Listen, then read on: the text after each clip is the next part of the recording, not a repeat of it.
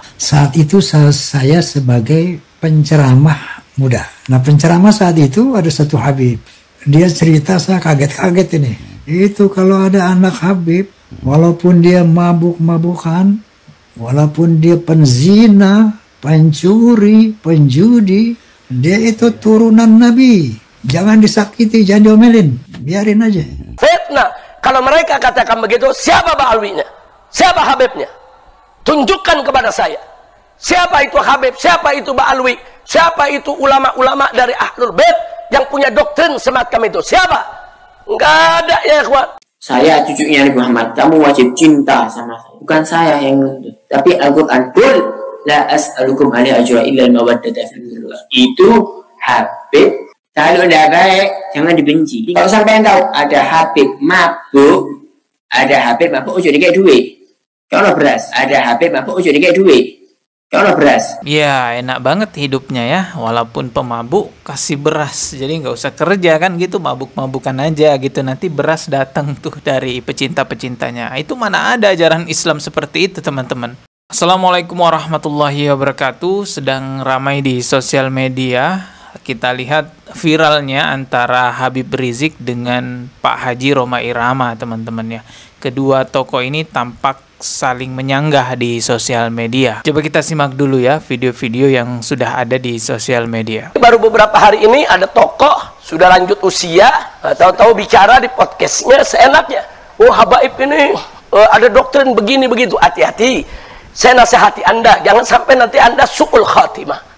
Jadi berawal dari Pak Haji Rhoma Irama itu membuat podcast membahas tentang nasab Ba'alawi yang dinyatakan tidak sampai kepada Rasulullah SAW. Dan di podcast tersebut juga Pak Haji Rhoma Irama membahas mengenai banyaknya oknum-oknum Habib yang perilakunya buruk. Contohnya kalau mabuk-mabukan katanya nggak boleh dilarang karena itu cucu Nabi, melakukan kejahatan ini dibiarkan saja karena dia cucu Nabi. Nah, ini disanggah oleh Habib Rizik, teman-teman. Umur sudah lebih dari 80 tahun, sudah tua, sudah lanjut usia. Jangan sampai su'ul khatimah. Takutlah kepada Allah, ittaqillah.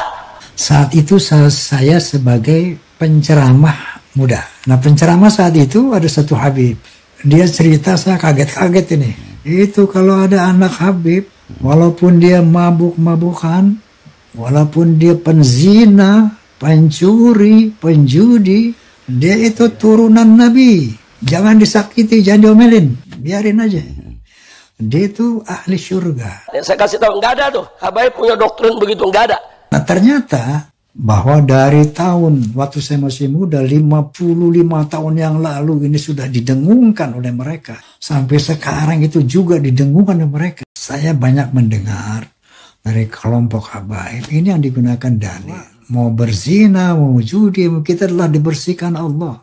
Kalau doktrin ini di kalangan para Habaib terus dikumandangkan, ini terus terang kasihan para generasi Habaib. Akan jadi apa nanti generasi Ba'alawi ini? Fitnah. Kalau mereka katakan begitu, siapa Ba'alwinya? Siapa Habibnya? Tunjukkan kepada saya. Siapa itu Habib? Siapa itu Ba'alwi? Siapa itu ulama-ulama dari Ahlul Bait yang punya doktrin semacam itu? Siapa? Enggak ada ya, ikhwan. Ya, mungkin Habib Rizik sibuk ya, jadi tidak terlalu melihat jejak digital di sosial media bahwa memang banyak oknum-oknum Habib itu yang menyebarkan pemahaman-pemahaman walaupun Habibnya bodoh sekalipun itu lebih mulia daripada 70 kiai yang alim. Satu Habib walaupun Habibnya jahil, maksudnya bodoh kata Iwan, itu ukurannya perbandingannya sama 70 kiai yang alim. Perbandingannya. Bahkan ada juga jejak digital yang memperlihatkan seseorang mengatakan telapak kaki Habib yang kotor, yang pecandu narkoboy sekalipun itu lebih mulia daripada kepalanya kiai atau surbannya kiai gitu. Telapak kaki Habib yang nakal, telapak kaki Habib yang narkoba, yang maksiat, yang nakal, yang kotor dibandingkan kepala kiai yang pakai surban masih lebih mulia telapak kaki Habib yang maksiat tersebut. Telapak kaki Habib yang narkoba, yang maksiat, yang nakal, yang kotor dibandingkan kepala kiai yang pakai surban masih lebih mulia telapak kaki Habib yang maksiat tersebut. Bayangin tuh ya, telapak kaki yang kotor, telapak kaki seorang Habib yang pecandu narkoboy itu lebih mulia daripada kepala kiai. Astagfirullahaladzim. Bahkan juga pernah sempat viral teman-teman. Ada seorang Habib yang bernama Habib Abu Bakar As-Segaf. Kalau nggak salah ini adalah anak dari Habib Taufik As-Segaf, ketua Robito Alawiyah, menyampaikan di depan publik ketika dia ceramah. Katanya kalau ada Habib pemabuk itu jangan dibenci, kasih beras. Saya cucunya Nabi Muhammad, kamu wajib cinta sama saya. Bukan saya yang nuntut, tapi Al-Quran. Qul la as'alukum alaihi ajra illa al-mawaddata fil qurba. Itu Habib. Kalau tidak baik, jangan dibenci. Kalau sampai tahu ada Habib mabuk, ada Habib mabuk ojo dikek duit. Kalau beras, ada Habib mabuk ojo dikek duit. Kalau beras. Hadis yang mana yang menyatakan bahwa seorang keturunan Nabi, walaupun dia maksiat, walaupun dia berzina, walaupun dia mabok, katanya harus dikasih beras, kata anaknya Taufik Segaf. Walaupun dia mabok, katanya harus dikasih beras, kata anaknya Taufik Segaf. Ya, enak banget hidupnya ya. Walaupun pemabuk, kasih beras. Jadi nggak usah kerja kan gitu, mabuk-mabukan aja gitu. Nanti beras datang tuh dari pecinta-pecintanya. Itu mana ada ajaran Islam seperti itu teman-teman. Bahkan ada juga jejak digital yang kita temukan. Ada seseorang yang mengatakan sesesat apapun, semenyimpang apapun, kalau punya nasab mulia itu akan disucikan. Untuk jaminan masuk surga, selama nasabnya itu benar, maka insya Allah dia tidak akan meninggal kecuali husnul khatimah. Semaksiat apapun, sesesat apapun, semaksiat apapun, sesesat apapun, sebagai praktek dari Al-Quranul Karim, firman Allah, wa yutahhirukum tathira, disucikan oleh Allah sesuci-sucinya.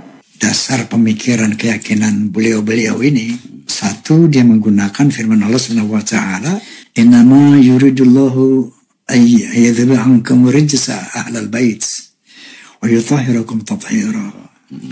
Sesungguhnya aku ingin membersihkan kesalahan-kesalahan, dosa-dosa kalian, dan wa yutahhirukum tathira, dan aku akan mensucikan kamu dengan sesuci-sucinya. Dalam hal ini saya tidak semata-mata membela Pak Haji Rhoma Irama ya, tapi saya hanya memaparkan jejak digital bahwa apa yang disampaikan Pak Haji Rhoma Irama itu memang juga ada benarnya teman-teman. Dan semestinya dari kalangan Ba'alawi ini berterima kasih kepada masyarakat Indonesia karena sudah ikut membantu membongkar oknum-oknum yang mengatakan hal-hal menyimpang. Jadi tinggal perbenahan aja. Jejak digitalnya kan ada tuh, tinggal kumpulin aja, lihat yang menyimpang, dibenahi, bukan marah-marah, bukan mengancam-ngancam. Kalau kita lihat juga munculnya desakan umat Islam di Indonesia untuk pembuktian nasab, bahkan ada yang melakukan penelitian secara ilmiah, ada yang minta tes DNA. Ya, munculnya itu semua karena keresahan masyarakat Indonesia melihat banyak sekali oknum-oknum yang mengaku Habib, mengaku cucu Nabi, tapi kelakuannya tidak sesuai dengan syariat Islam, tidak mewarisi ajarannya Rasulullah Shallallahu Alaihi Wasallam. Akhirnya masyarakat Indonesia kan sebagian berpikir, wah jangan-jangan palsu nih, jangan-jangan bukan cucu Nabi nih. Makanya ayo tes DNA dulu biar kita tahu, oh ini asli nih, ada sertifikat DNA-nya, ini yang palsu nih, ketahuan dari sertifikat DNA-nya. Nah, tapi yang anehnya malah memfatwakan tes DNA itu haram. Ini malah semakin menambah kecurigaan masyarakat Indonesia. Ketika tes DNA, mereka menolak, bahkan menghukumkan tes DNA ini haram. Ini kan lebih nambah lagi kecurigaan umat bahwa dia tidak mau tes DNA karena takut ketahuan aslinya. Sementara secara internasional telah terdeteksi bahwa Ba'alawi ini dari beberapa pemeriksaan dari kalangan mereka yang dari Yaman dan dari sini, beberapa orang telah terkonfirmasi haplogrupnya adalah G. Sementara keturunan Nabi adalah haplogrupnya adalah J1. Ini diskursus yang internasional loh, bukan diskursus nasional gitu. Ini sudah menjadi bahasan dunia dan sudah terkonfirmasi bahwa haplogrup yang namanya Ba'alawi ya, itu G, dan haplogrup daripada Wali Songo itu J1.